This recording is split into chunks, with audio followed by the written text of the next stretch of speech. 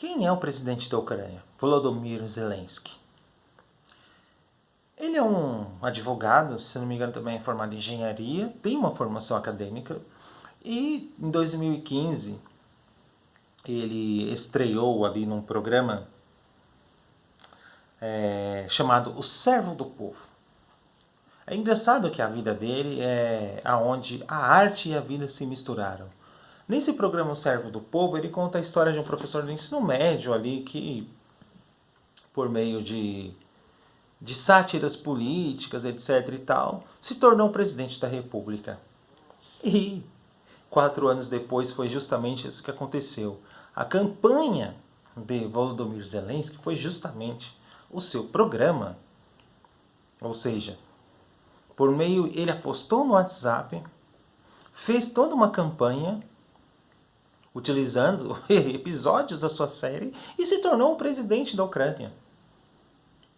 O Volodymyr Zelensky, ele é adepto da União Europeia, não tem mais essas adequações à Rússia, já deixou de maneira clara as suas pretensões, porém, todavia, entretanto, ele surfou na onda ali de 2014, quando houve um golpe ali que derrubou o presidente anterior,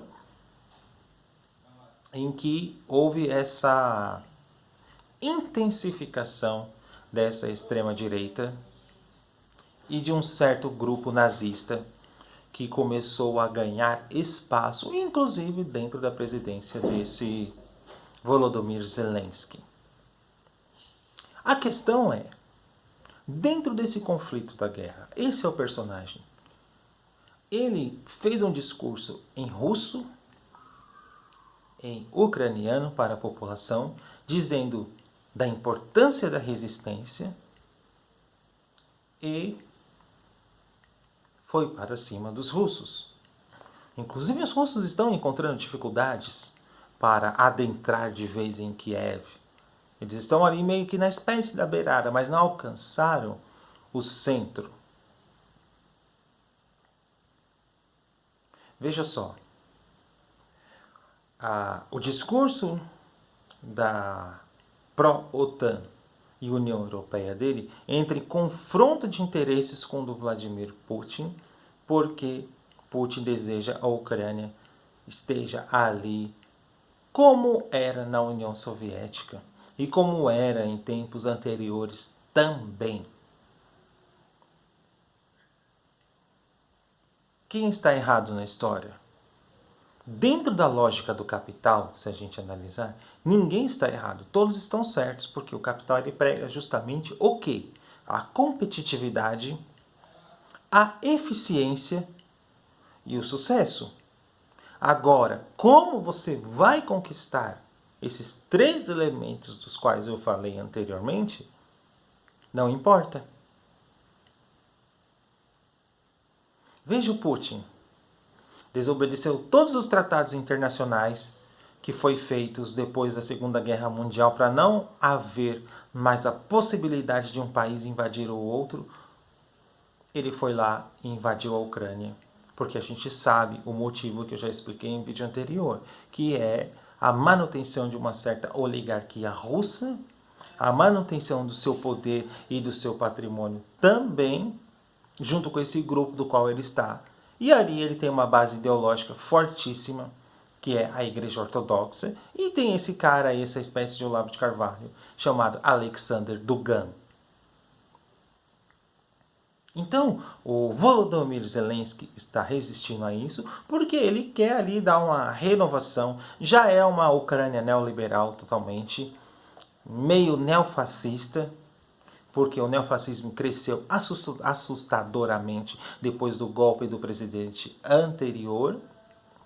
E aí ele surfou nessa onda também. Então, para vocês compreenderem, voltar à tese anterior que eu coloquei no primeiro vídeo. Para a compreensão dos conflitos e guerras, é preciso vocês analisarem a partir do movimento do capital. Porque nós estamos numa sociedade capitalista, então a gente tem que entender a totalidade das coisas para a gente fazer essas análises, muitas vezes mais particulares, que estão ligadas à totalidade. Vladimir Putin não é um louco inconsequente que foi lá e está fazendo a invasão. Não. Existe um objetivo e uma razão pela qual ele está fazendo isso. E eu já falei. É muito fácil você taxá-lo como louco. É muito fácil você dizer que o Zelensky é um nazista e que ali só tem nazista. Não. É preciso separar o joio do trigo. É preciso fazer análises. É preciso fazer uma compreensão exata em que medida o que está acontecendo ali.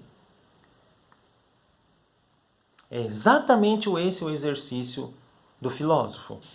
Ele faz esse sobrevoo da coruja de Minerva, ele observa as coisas e vai analisando de maneira mais aprofundada e, se possível, ele vai fazer a crítica em relação ao que está errado e ao que não está errado. Eu já disse anteriormente que a grande parte da cobertura, eu acho que 99%, eles não tocam no assunto principal. É preciso falar sobre o objetivo da materialidade das coisas, o objetivo real dessa guerra e por que está sendo feita. Vamos deixar o conceito de lado e falar de maneira mais clara possível para todos entenderem. Que é o quê? A luta é por causa de dinheiro e patrimônio. De um lado você tem a OTAN que deseja ali se aproximar cada vez mais do leste europeu, sim. Engana-se que aqueles que dizem que a OTAN não tem mais aquela noção militarizada quando era o acordo de ali do leste europeu. Mas é sim, porque eles querem avançar cada vez mais com os países do leste europeu. Finlândia já meio que sinalizou, Suécia e Suíça ali já abriu mão da neutralidade. Então, eles querem ali fazer uma adesão, porque a Rússia é um país que tem ali as suas propriedades e que interessa sim a muitas pessoas. Ora, a OTAN fez várias invasões em outros países e fez uma esparrela de uma justificativa, foi lá, destruiu, construiu bases militares com o discurso dos Estados Unidos de implementar democracia, de ajudar o país. Foi isso que eles fizeram com Saddam Hussein? Foi isso que eles fizeram agora no país que Joe Biden abandonou? Que aconteceu todo aquele caos? Lógico que não. Foram lá, destruíram, fizeram o que fizeram e está aí o resultado. É uma espécie de colonialismo? Lógico que é. Colonialismo, poder e manutenção de capital.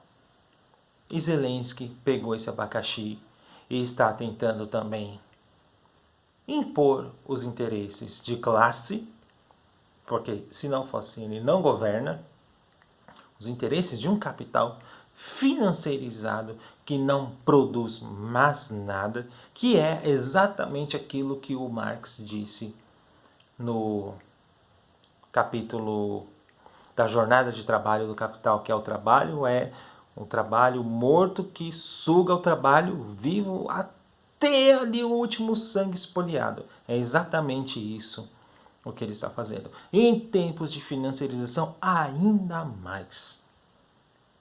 Não produz merda nenhuma, não faz indústria, só vive da questão de capital gerando capital. Ou seja, dinheiro gerando dinheiro sem produção alguma. Pego o dinheiro, jogo na bolsa de valores, faço uma aplicação e faço assim. E aí você tem toda uma ideologia dominante que vai ensinar você a ser um aplicador. Nas escolas aqui do Brasil, em São Paulo, você já tem uma disciplina chamada projeto de vida. Aprende a planejar. A importância do planejamento na sua vida. De fato, o planejamento é importante na vida, sim. E aí você vê que dentro desse discurso de planejamento, existem algumas pessoas que têm ali seus discursos, que, como que eu posso dizer, não vou dizer radicais, mas transformadores que acabam sendo absorvidos pelo neoliberalismo, porque cai como uma luva o discurso. Leandro Carnal é um deles. Ele fala da importância do planejamento, de você organizar a sua vida. E quem faz isso? A sociedade neoliberal capitalizada e financiarizada. Tá? Essa digressão feita é justamente para a gente entender como o capital ele conquista as coisas, tudo. Então, meus caros, ponham na cabeça de vocês. Vladimir Zelensky está sim lutando pela manutenção do capital, do poder, e há ali o conflito de interesses também. Tá certo? É isso. Até mais.